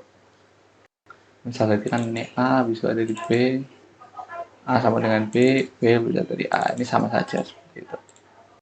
Kita bisa jalankan, A bisa dari B ya, sama saja seperti itu. Nah, itu saya kira untuk nested if maupun else if. Nah, mungkin tadi yang saya contohkan ya, ini bisa seperti ini, atau kita bisa hapus kurungnya. Karena kalau kita hapus kurung awal, artinya program yang berjalan otomatis baris selanjutnya itu adalah if ini. Atau kita bisa sederhanakan jadi di sampingnya seperti itu. Ini sama saja. Ini dengan yang tadi itu sama saja. Mau naruh kurung awal di sini dan di sini, atau tidak kasih tapi kita taruh if di sini. Itu sama saja. Intinya adalah else if ladder seperti itu, karena bentuk tangga ya. Ada if, ada else lagi. Ini sebenarnya bisa banyak sekali, bisa if, if, kemudian baru else di akhir. Itu sama saja seperti itu. Nah, ini bisa kita coba jalankan ya. Nah, nanti sama saja. Ini sama ya, karena nggak masalah, karena sama saja seperti itu. Saya kira itu ya untuk if ya, untuk if. Nah, ini contohnya yang tadi ya. Kalau tadi bersyaratnya dia ini akan ada, ketika ya ada pengecekan lagi. Tapi kalau ini ketika tidak baru pengecekan lagi. Bedanya itu. Jadi saya harap teman-teman nggak bingung, nggak kebingungan. Intinya sederhana kok if itu ya. Intinya kalau teman-teman paham yang simple if maupun if else itu saya kira mudah sekali seperti itu. Ini hanya kombinasi saja, istilahnya kombinasi saja. Nah, kemudian itu ya, mungkin kita lanjut ke switch statement seperti itu. Nah, itu tadi if ya. Kalau if itu intinya kita gunakannya adalah keyword if, kondisi, else. Nah, seperti itu. Nah, tapi kalau switch beda lagi nih. Switch ini salah satu jenis percabangan juga, tapi berbeda dengan if ya. Kalau if itu tadi mengecekkan true maupun false. Nah, kalau untuk membuat percabangan lebih dari dua ya, kalau tadi kan true atau false saja. Kalau switch ini cocok digunakan kalau kita ingin membuat percabangan lebih dari dua seperti itu. Jadi kita misalnya switch punya suatu ekspresi atau suatu variabel ya, atau suatu pernyataan seperti itu. Nah, di sini akan ada case-case-nya nih, akan percabangannya itu kita istilahkan dengan case. Misal di sini kita punya switch suatu variabel, misal switch A di sini, switch A. Ya, maka ada konstan. Apakah A sama dengan konstan? A sama dengan konstan 1, maka akan jalan ini. Kalau A-nya sama dengan konstan 2, maka akan jalan ini. Kalau A-nya sama dengan konstan 3 ini ya, sama dengan ini. Seperti itu. Kalau tidak sama semua, maka yang jalan adalah yang ini. Seperti itu. Sebenarnya secara umum serupa dengan else if ladder ya, cuman ini saya kira lebih mudah dibaca seperti itu kalau menggunakan switch. Mungkin ini langsung contohnya saja ya. Kalau contohnya untuk else untuk switch ya, contohnya ini kita punya hari dalam angka ya, hari dalam angka 4 seperti itu. Sebenarnya hari keempat itu hari apa sih? Ini misal hari ada ekspresinya adalah hari ya. Ini akan disamakan nilainya hari dengan 1. Misalnya, apakah hari nilainya 1? Tidak, padahal hari nilainya 4, maka di skip ya. Kalau hari nilainya 1, maka akan print Senin. Ini akan di skip. Kemudian dicek lagi apakah hari nilainya 2, padahal hari nilainya 4, maka tidak sama, maka akan di skip. Apakah dicek lagi hari, apakah nilainya 3, nah ini tidak sama, akan di skip. Nah, apakah hari nilainya 4, sama, betul, maka akan dijalankan. Nah, ini kalau sudah dijalankan, ini akan menerima break. Nah, ini akan detail break ini akan kita pelajari minggu depan ya. Tapi break ini intinya adalah menghentikan alur kontrolnya gitu. Jadi ketika si ini sudah sama dan menemui break, maka akan berhenti otomatis. 5, 6, 7 tidak akan jalan seperti itu. Jadi hanya mengecek sampai hari keempat saja. Contohnya ini bisa kita coba ya. Kita bisa coba di sini. Misal ini kita akan di sini, misal saya di sini kita ada hari keempat ya. Kita bisa jalankan misal switch. Misal switch A ya. Kemudian ini benar ya. Kemudian ini case nilainya 1, maka kita akan out Senin. Nah, kemudian kita break seperti itu. Nah, kemudian kita bisa copy saja sih sebenarnya, ini nggak masalah. Nah, ini kita ketika 2 berarti Selasa. Nah, ini ketika 3, 4. Nah, 5, 6.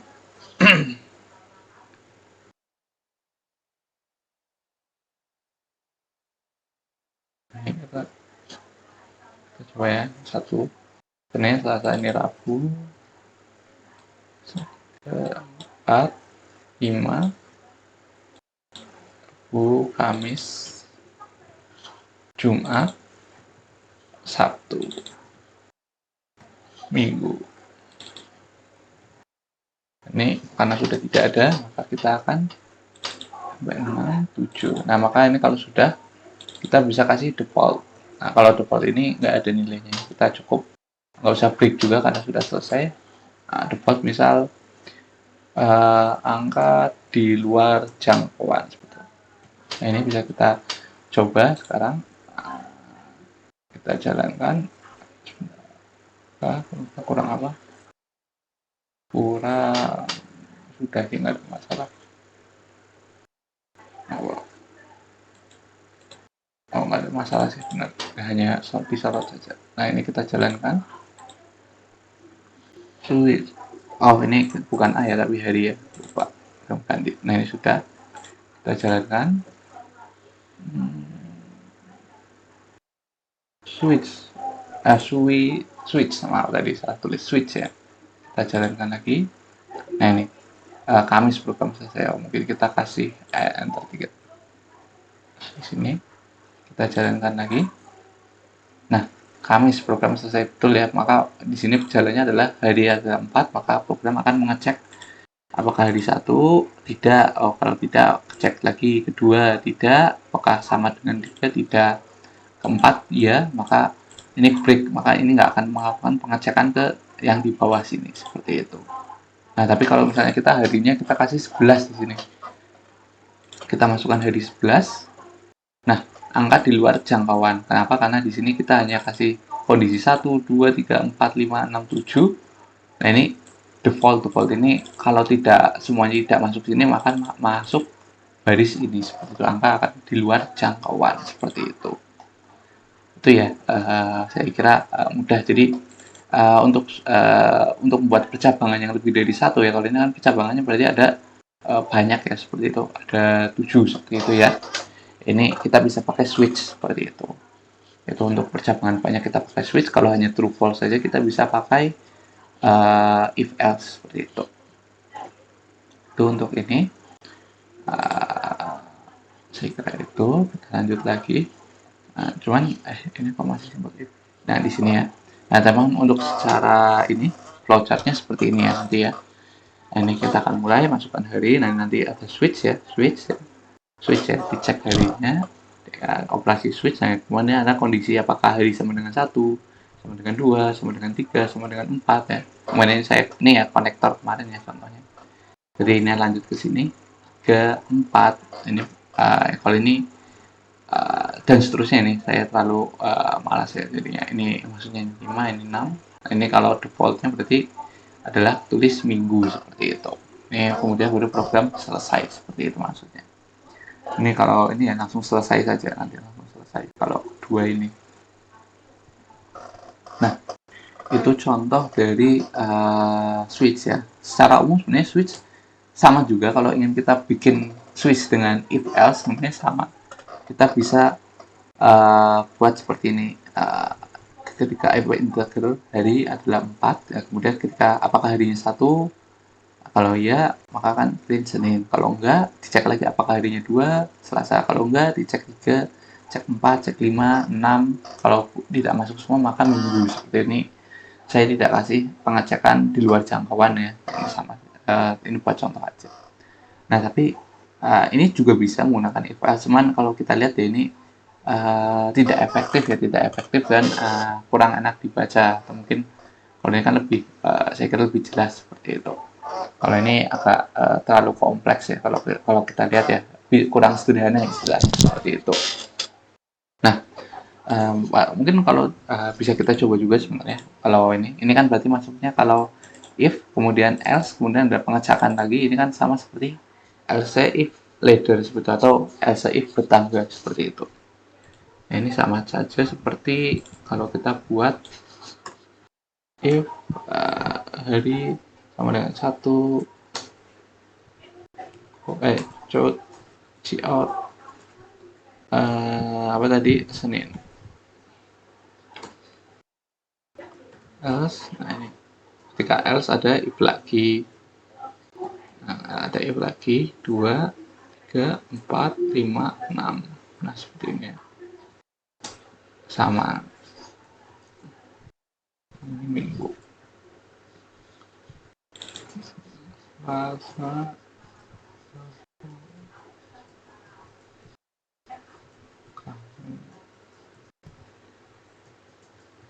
itu sama saja ya, ini sama programnya sama saja, hanya beda jenis percabangannya saja, mau pakai if bisa if statement atau pakai tadi switch statement juga sebenarnya bisa seperti itu.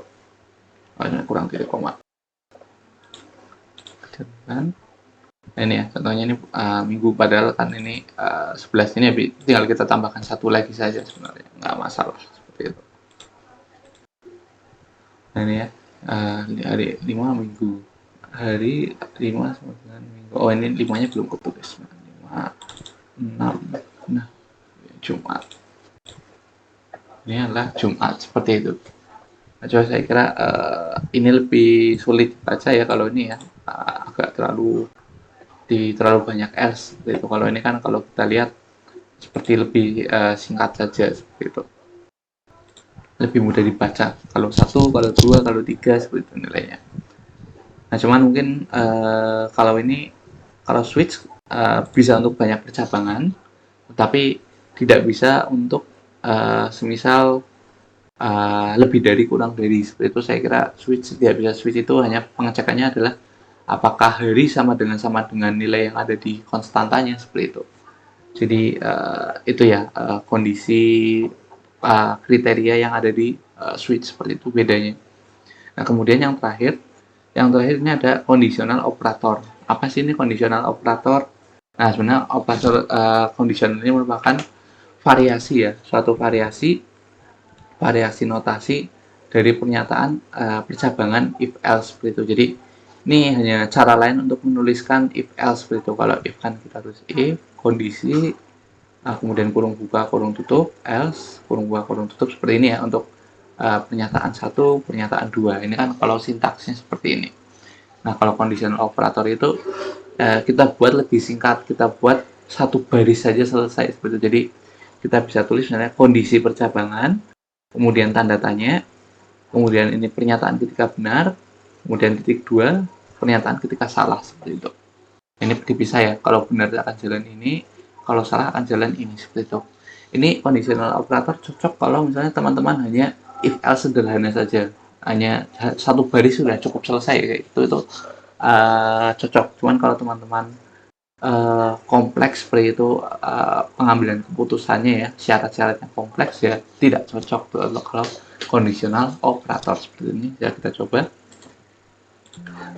Nah, di sini pakainya ini misalnya ya, kembali lagi kita bandingkan tadi NTA sama dengan 20, NTB sama dengan 10 misal. Nah, ini kita bisa buat sederhana, misal dalam kurung A lebih besar dari B, tanda tanya, maka kalau benar maka akan tuliskan A lebih besar dari B seperti ini. Tapi kalau salah maka kita akan tuliskan banyakkan spasi. Nah, ini kita akan tuliskan B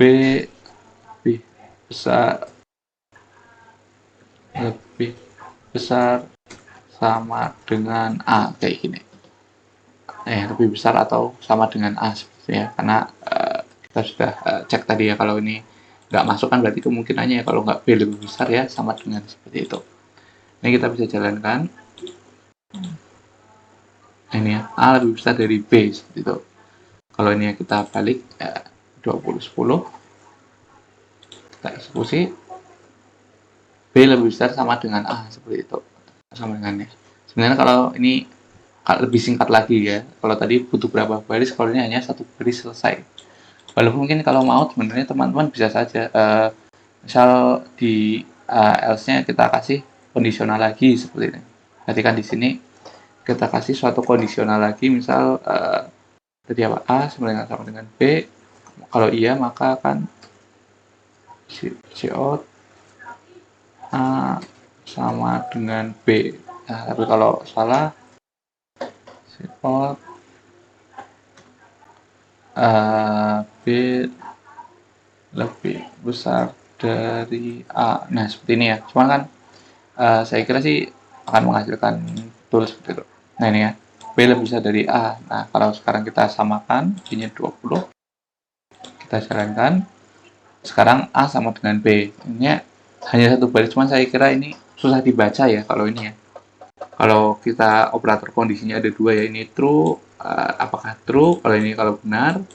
Kemudian kalau salah, kita jalankan operasi kondisi lagi. Ini susah dibaca, saya kira susah dibaca, jadi saya tidak rekomendasikan. Saya mendingan kalau misalnya teman-teman mau bikin yang cukup kompleks, pakainya if else statement maupun yang switch kalau lebih percabangannya lebih dari satu seperti itu.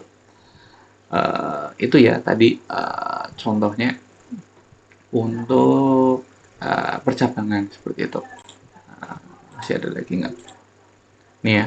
Oh ya, mungkin untuk sedikit kriteria dari kondisi tadi kita sudah pelajari yang ini ya, yang operator comparison ya. Kita sudah pelajari tadi yang operator comparison. Ya, ini ada yang sama dengan ya, sama dengan.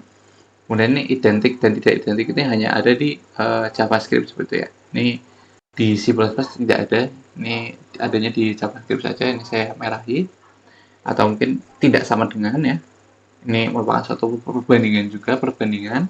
Kemudian lebih dari, kurang dari, lebih dari, sama dengan, kurang dari, sama dengan ya. Saya kira teman-teman mudah ya.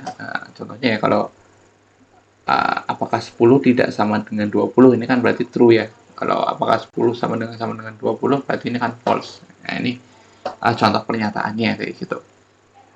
Nah, ini untuk operasi perbandingan seperti itu.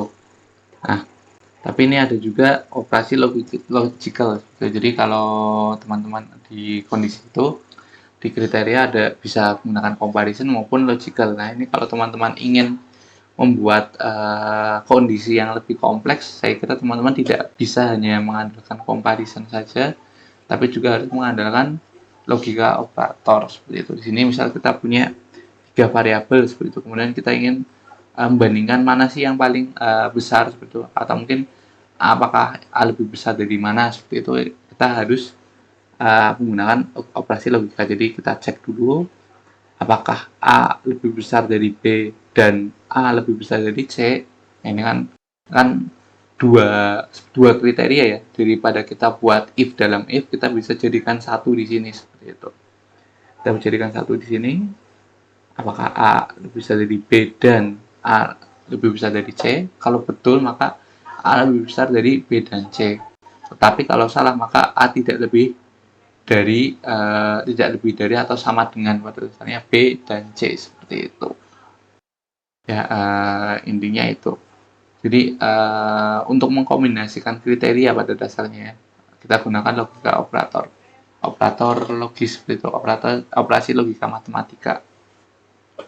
Ya, mungkin kalau teman-teman belum pernah mencoba untuk maksudnya apa sih ini or, maksudnya apa sih ini and, apa ini maksudnya not seperti itu, ini ada ya. Jadi sebenarnya ada namanya tabel kebenaran ya. Ini untuk or ataupun atau ya. Di sini misal A dan B. Di sini kita punya dua pernyataan ya, A B. Ketika A bernilai benar, dan B bernilai benar, maka A or B ini akan bernilai benar seperti itu. Contohnya ya, misal pernyataan A ini 10 lebih dari 5. Pernyataan B misal ini kan menghasilkan true. Kemudian B adalah 8 lebih dari 4. Nah, ini kan adalah true seperti itu. Ini kedua true, maka A or B ini akan menghasilkan true seperti itu.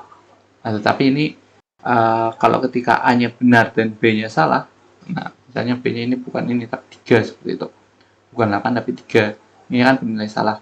Ini A lebih dari 10 lebih dari 5 atau 3 lebih dari 4. Ini kan true dan false. True atau false, maaf. True atau false, maka akan bernilai true. Karena kalau selama ada yang benar, OR ini akan bernilai outputnya benar seperti itu.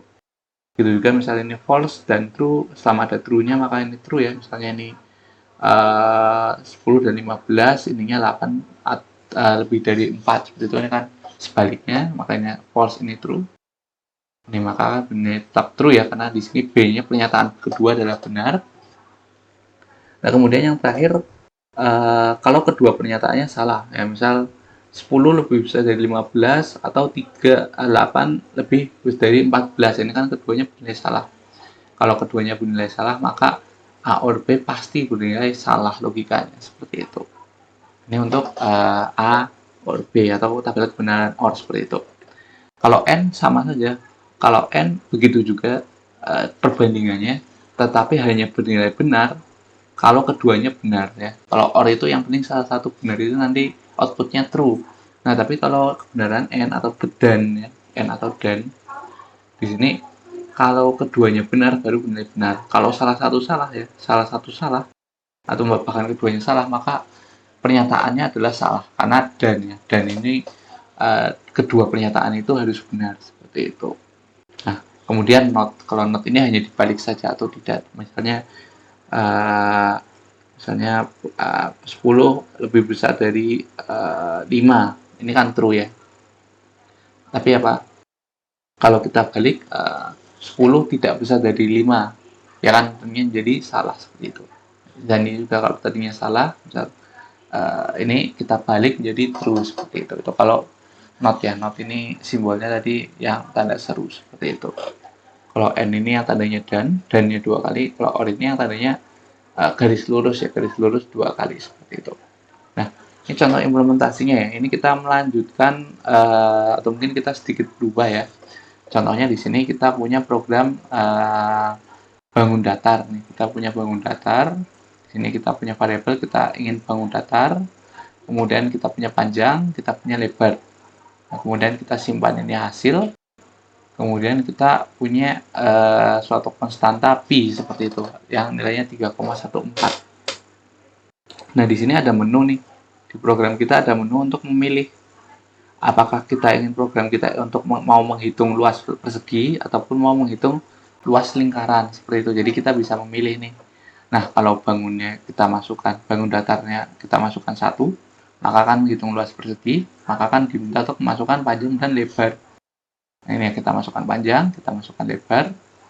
Nah, kemudian kita masuk ke hasil panjang dikali lebar, maka hasilnya disimpan berapa sih luasnya seperti itu. Nah, kemudian kalau kita pilihnya 2, nah ini berarti ini nggak akan jalan ya. Kalau pilihnya 1 seperti itu, ini langsung ke print hasilnya. Tetapi kalau ininya kita masukkannya adalah 2, maka ininya salah ya, bangun datar 2 sama dengan 1 kan salah. Nah, akan langsung ke sini. Apakah bangun datar sama dengan 2? Sama dengan 2 ya. Sama dengan 2. Betul nih. Oh, berarti kita dimasukkan ini bukan panjang dan lebar, tapi minta jari-jari. Jari-jari ini kita simpan di panjangnya seperti itu. Ya, tinggal pi dikali panjang kali panjang. Pi kali r kuadrat seperti itu.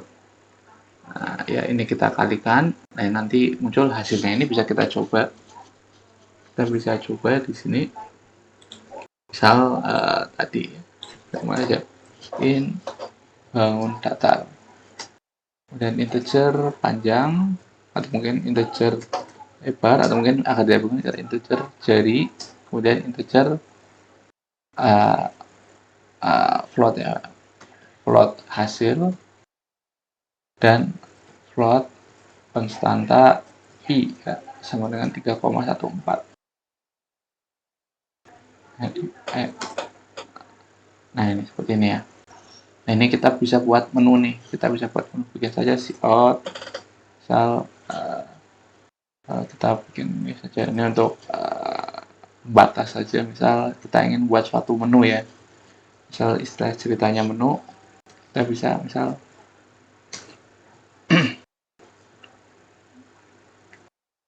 masukkan satu untuk menghitung luas persegi panjang seperti ini. Kalau kita masukkan 2 berarti menghitung luas lingkaran seperti itu. Nah ini ya, kita bisa, nah, lalu baru in bangun datar. Nah, ini akan disimpan, lalu ada percabangannya, baru ada percabangannya di sini, if bangun datar sama dengan 1, maka akan jalan apa tadi, hasil belum di ini, in dulu,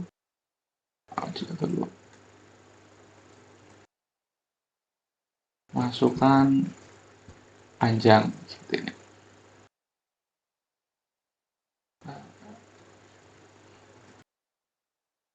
Panjang, kemudian kita masukkan lebar,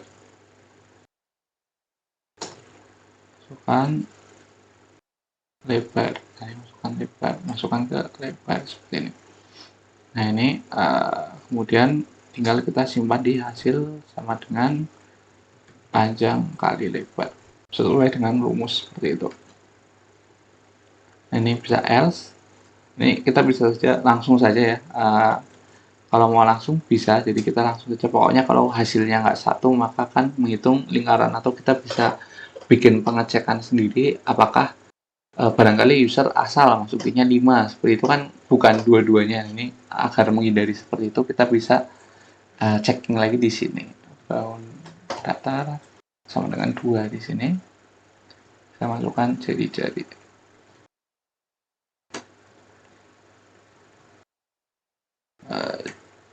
Jari-jari, nah, ini adalah jari. Nah, kemudian hasil sama dengan pi dikali r jari kali jari. Nah ini ya, kemudian baru di bawah kita cout hasil adalah hasilnya seperti ini. Ini akan menghasilkan hasil sesuai dengan bangun yang kita masukkan gitu. Atau mungkin kita tambahkan dulu di sini perupaan else cout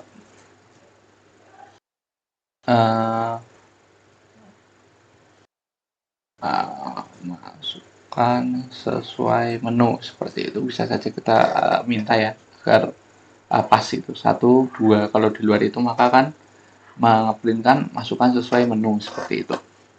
Ini contohnya ini bisa kita jalankan ya, kita bisa langsung jalankan. Mungkin ini kasih ini biar inline, biar nggak sebelah-sebelahan.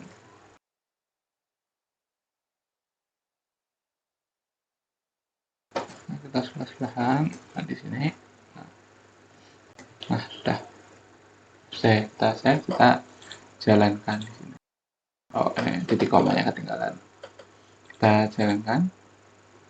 Nah, ini ya, kita ada menunya dulu, jadi program kita yang tadinya hanya cuma bisa misal kalau tidak pakai if kan hanya bisa panjang, menghitung persegi panjang saja atau menghitung luas lingkaran saja, tapi dengan ini kita bisa menghitung apa namanya, memilih lah mau program kita satu program tapi bisa memilih luas maupun persegi maupun lingkaran. Misalnya lingkaran, masukkan jari-jari misal 7, ini hasilnya 1,53 seperti itu, saya kira betul. Dan kalau kita jalankannya persegi panjang 10 kali 20 seperti ini, hasilnya 200 betul. Nah, misal kalau kita masukannya di luar 12 10, maka masukkan sesuai menu, hasilnya 0 seperti itu karena tidak ada.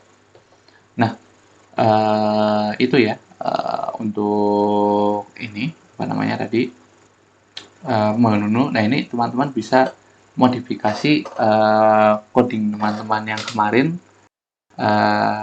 Kan kalau kemarin hanya penjumlahan ya, tinggal untuk menghitung penjumlahan, untuk menghitung pengurangan, misal nanti pembagian perkalian, itu kan bisa karena menggunakan if else. Ini juga mungkin teman-teman juga bisa menggunakan ganti jadi switch, seperti itu juga bisa. Itu contoh dari implementasi dari percabangan seperti itu. Jadi fungsinya percabangan seperti itu.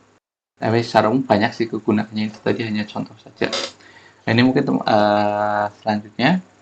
Jadi mungkin ini ada untuk eksponensial untuk C++ ini nggak bisa secara defaultnya ya, yang eksponensial 2. Untuk C++ harus menggunakan library dari method untuk POW atau power ya, atau eksponensial panjang panjang kali panjang ya, panjang pangkat 2 seperti itu. Harus pakai library luar, tapi saya kira sama saja antara menggunakan ini maupun ini, hasilnya sama seperti itu. Ini hanya untuk tambahan teman-teman saja bahwa bisa menggunakan library luar seperti itu. Nah, mungkin itu ya dari saya. Apa ada pertanyaan dulu terkait pertemuan hari ini? Jadi mungkin di pertemuan ini kita sederhana saja, kita singkat saja belajar seputar percabangan, intinya itu sih percabangannya. Yang tadi ada if, ada switch, ada operator seperti itu. Kalau simpel itu hanya check true saja. If else itu hanya check true false saja. Kalau nested if ini cek ada kondisi if di dalam if seperti itu. Kalau else if pengecekan ketika hasilnya salah ada suatu pengecekan lagi. Jadi ini hanya perkebalikan saja seperti itu. Kemudian kalau switch ini untuk bentuk yang percabangan lebih dari 2 ya, bukan hanya true false ya, hanya 2 cabang saja, tidak, tapi switch ini cocok untuk lebih dari 2 cabang. Kalau conditional operator ini sebenarnya hanya versi pendek dari if else seperti itu. Itu untuk ini. Apa ada pertanyaan dulu untuk pertemuan hari ini? Gimana? Saya kira mudah ya. Apa ada pertanyaan dulu? Kita belajar simple if, kita belajar if else seperti itu, kemudian kita belajar if bersarang, dan kemudian kita belajar else if later seperti itu. Ya, bagaimana? Kira-kira ada pertanyaan dulu nggak? Halo? Masih. Bagaimana yang lain? Saya mau bertanya, Pak. Bagaimana? Untuk kelanjutan itu ada praktek barengnya apa enggak ya, Pak?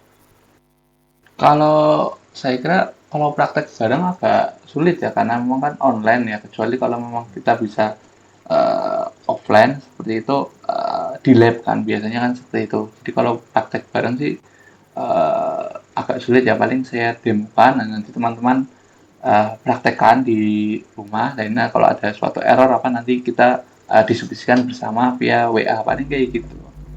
Oh, gitu ya. Jadi maka itu Baik, Pak.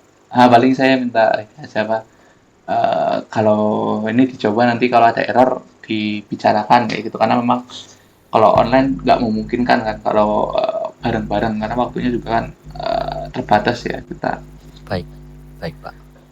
Paling itu ya tadi untuk. Oke, terima kasih sudah bertanya. Mungkin ini setelah ini nanti seperti biasa saya share materi, saya share video, dan ini juga saya sudah menyiapkan ya tugas. Saya sudah menyiapkan tugas dari pertemuan 1, 2, dan 3. Nanti setelah kelas ini akan saya bagikan seperti itu untuk tugasnya. Pastikan teman-teman sudah gabung semua ya, teman-teman sudah gabung semua. Nanti untuk tugas deadline 2 minggu ya, karena cukup banyak, 1, 2, 3 deadline-nya di sini. Jadi di 12 malam, jadi 13.00 sudah deadline, sudah melewati batasnya seperti itu. Jadi maksimal di 12 malam, tengah malam seperti itu.